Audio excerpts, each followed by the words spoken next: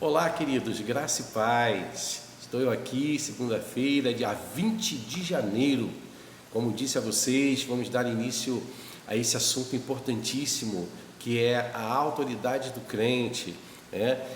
Precisamos entender, amados, como vinha falando durante toda a semana, precisamos entender que Jesus nos passou uma procuração, Jesus nos deu uma autoridade e nós precisamos exercer essa autoridade no mundo espiritual.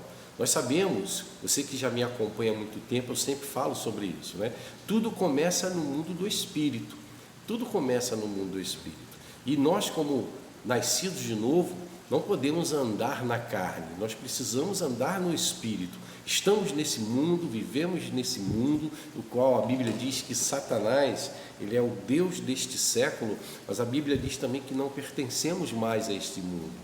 Então nós precisamos andar no Espírito e entender que há uma autoridade que Jesus nos delegou e nós precisamos exercer esta autoridade para podermos continuar a crescer e avançar nesse mundo, até porque nós pertencemos ao reino de Deus. A Bíblia diz que nós somos embaixadores de Cristo, e você sabe como funciona uma embaixada dentro de uma outra nação. Aquele campo, aquele espaço ali daquela embaixada é como se aquelas pessoas que moram, que vivem ali dentro, é como se elas estivessem no próprio país dela.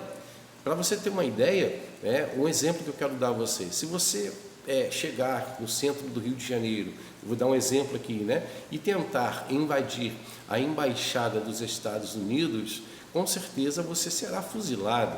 Por quê? Porque uma vez invadindo a embaixada dos Estados Unidos no Brasil, você está invadindo os Estados Unidos. Do mesmo modo acontece também no mundo espiritual. Nós somos embaixadores de Cristo, nós representamos o reino de Deus. Então, quando nós conseguimos entender melhor sobre o que eu vou falar agora, pode ter certeza que nós vamos conseguir, você vai conseguir crescer e avançar, assim como eu venho me desenvolvendo durante a minha vida espiritual aqui nesta terra.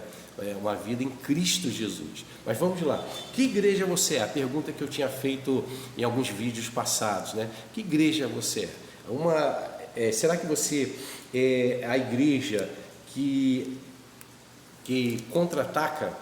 Que igreja é essa? A igreja que contra-ataca. A igreja que contra-ataca, o exemplo que eu dei, é aquele tipo de igreja que vive no seu cantinho, adorando a Deus, glorificando a Deus. Até aí não há problema nenhum. Nós precisamos e devemos adorar ao Senhor, glorificar o nome do Senhor, exaltar o nome do Senhor. Mas o problema é que esse tipo de igreja, eles têm um pensamento: enquanto o diabo não nos ataca, nós também não contra-atacamos. É a igreja que contra-ataca, ela só age quando as trevas vêm de encontro a ela. Mas esse tipo de igreja não foi a igreja que Cristo criou, não foi esse tipo de igreja que Cristo criou. E um outro tipo de igreja também, é a igreja que se defende. Será que você é a igreja que se defende, só vive se defendendo, como se fosse um boxeador no ringue, como falei no vídeo passado, apanhando de um inimigo super poderoso, como na vida real o Mike Tyson, por exemplo, e você achando que não tem chance nenhuma, parecendo que aquele inimigo é tão poderoso, mais poderoso até do que o seu próprio Deus. E durante o percurso, essa luta diária no ringue da vida, você vive apanhando. Quando eu falo vive, porque acaba criando um estilo de vida, vive apanhando nas suas emoções, vive apanhando no seu corpo, vive apanhando no seu espírito. Mas será que foi esta a igreja que Jesus criou para nós? Na verdade, foi essa igreja que Jesus nos transformou? É claro que não foi essa igreja que Jesus nos transformou. A igreja que Jesus nos transformou é a igreja que ataca, é a igreja que avança. Esta é a igreja que Jesus criou. Somos essa igreja que nós devemos ser. É a igreja que avança. Abra comigo no Evangelho de Mateus, a partir do versículo 16, é uma passagem que detalha aqui a confissão de Pedro. No versículo 16, diz assim: respondeu Simão Pedro: o Senhor é o Cristo, Filho do Deus vivo. Por quê? Porque Jesus tinha perguntado a eles, né, quem eles estavam dizendo que Jesus era. Primeiro Jesus perguntou: quem as pessoas estão dizendo que eu sou? Aí eles responderam: um diz que o Senhor é Elias, e foram falando. E no versículo 16, Jesus pergunta, no finalzinho do versículo 15, Jesus pergunta: e vocês? O que vocês... aqui, ó, e vocês, que dizem que eu sou? Ou seja, Jesus perguntou a eles: e vocês estão dizendo para as pessoas quem sou eu? E Pedro ele responde no versículo 16: o Senhor é o Cristo, o Filho do Deus vivo. Versículo 17: então Jesus afirmou: bem-aventurado é você, Simão Barjonas, porque não foi carne e sangue que revelaram isso a você, mas o meu Pai que está nos céus. Versículo 18: também eu lhe digo que você é Pedro, e sobre esta pedra edificarei a minha igreja, e as portas do inferno não prevalecerão contra ela. Eu quero parafrasear aqui o que nós acabamos de ler, para ficar um pouco mais fácil para quem não entendeu ainda.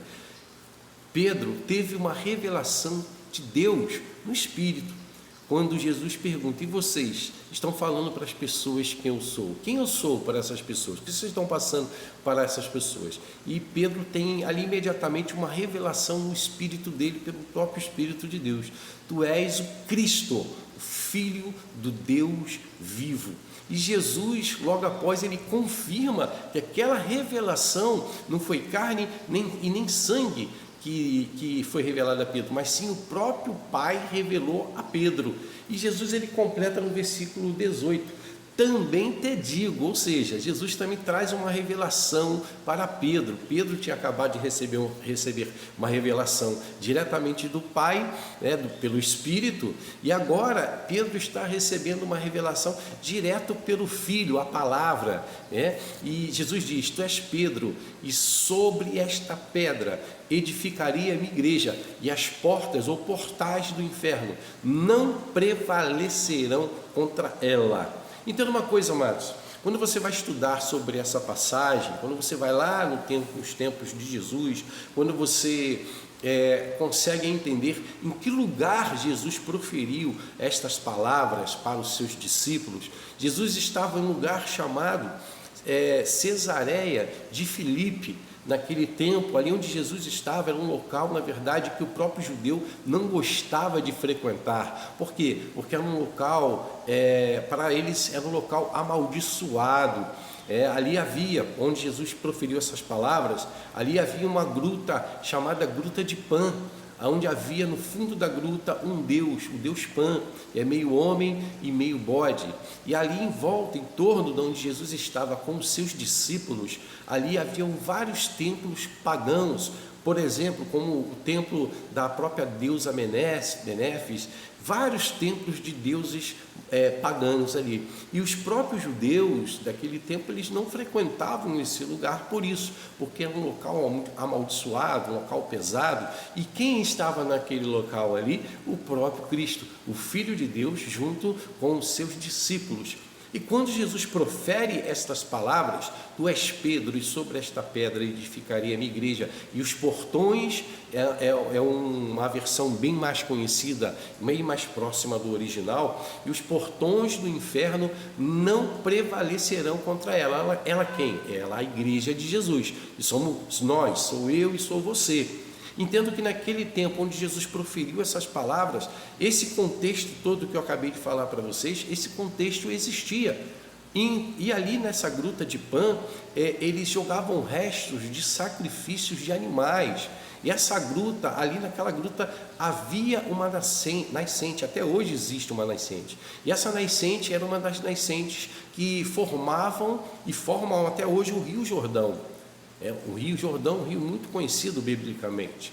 E só que essa nascente, ela saía dali, ela brotava, com águas cristalinas, águas puras, mas acabavam se tornando águas sujas, águas danificadas por restos e sangue de animais sacrificados a ídolos.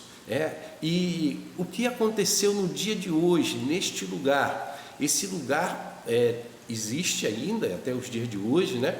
Ela é chamado de Pânias, tem uma plaquinha dizendo lá que é conhecido como Pânias, ou Cesareia de Filipe, e justamente no finalzinho ali da nascente que forma o Rio Jordão, perto dessa gruta, as pessoas elas se batizam ali.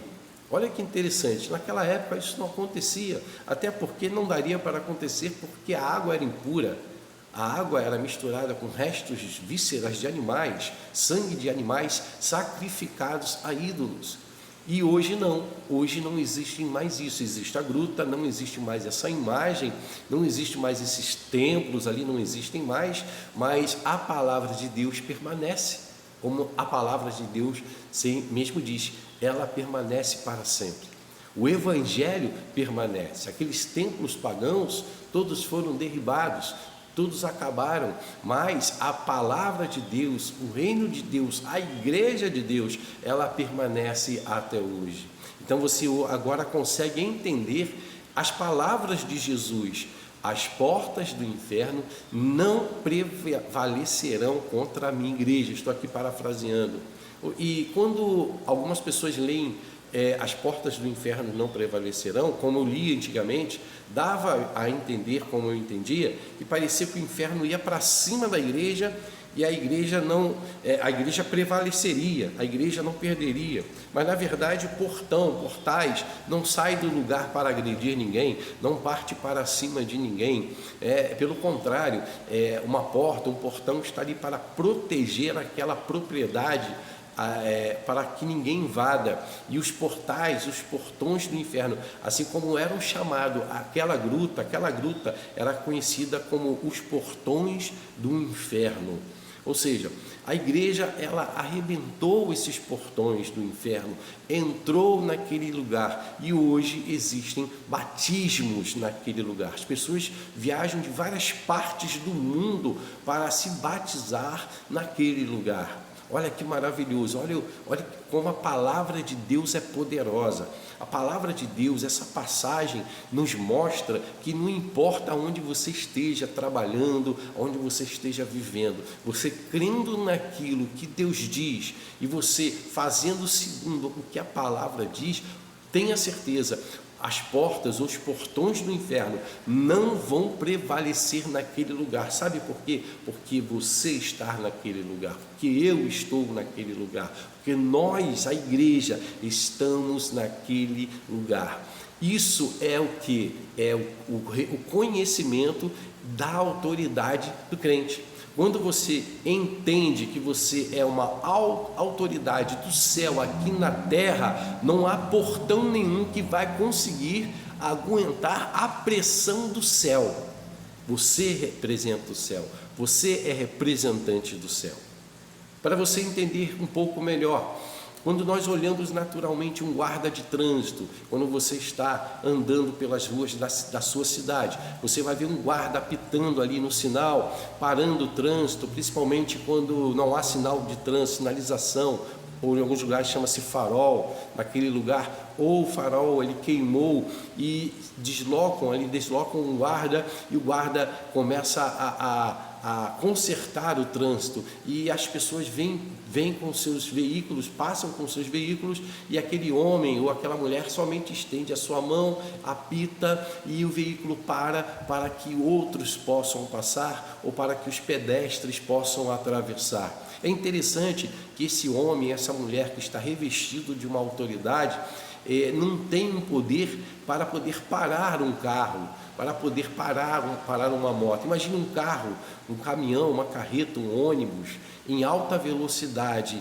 e uma pessoa, um representante governamental ali, revestido de autoridade, estender suas mãos, o que pode acontecer? Uma tragédia.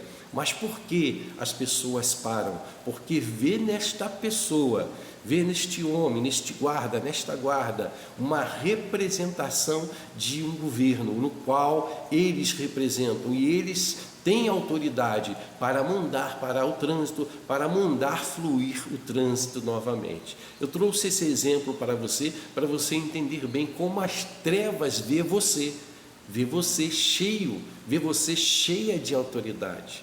Mas quando você exerce essa autoridade, você tem certeza no teu coração, você confessa com a sua boca, você age à altura daquilo que Cristo fez por você. Mas agora, quando o céu, ele sabe que você tem essa autoridade, mas por ignorância sua, ou por preguiça sua, por algum outro motivo, você não exerce esta autoridade, o inferno, as trevas, ela vai passar por cima de você. Mas quando você mostra para você mesmo, para você mesma, para o inferno, que você tem uma autoridade delegada, aí as coisas mudam. Aí o disco muda. Por quê? Porque as trevas são paralisadas. Quando você estende as suas mãos e ora, quando você estende as suas mãos e declara uma palavra de ordem naquele lugar, uma palavra de ordem em meio às circunstâncias, e você fala com fé, com certeza de quem você é em Cristo, pode ter certeza, a mudança começa no espiritual, para se manifestar no natural. Então, esta é a palavra de hoje, é o vídeo de hoje, para você ir meditando durante a semana. Vá meditando nesse vídeo, assista mais vezes. O Espírito Santo vai falar coisas com você que eu não falei aqui nesse vídeo, porque é específico para a sua vida. Tá bom? Então, até segunda-feira que vem estaremos aqui novamente falando mais um pouquinho sobre a autoridade do crente. Lembre-se, você, nós temos autoridade. Quem deu foi Jesus Cristo. Um abraço, fiquem na paz do Senhor Jesus e até a próxima segunda-feira.